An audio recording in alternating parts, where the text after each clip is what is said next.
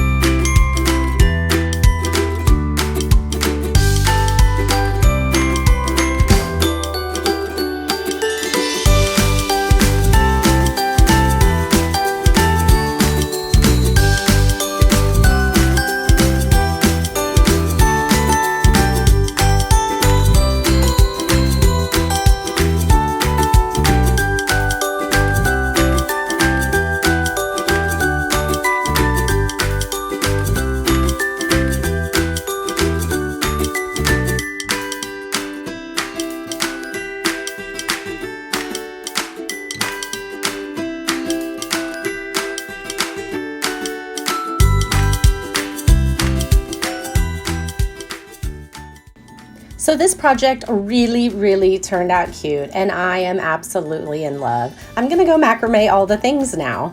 I wanted to add something a little bit more, so I actually have some little small wooden beads, and these are 14 millimeter.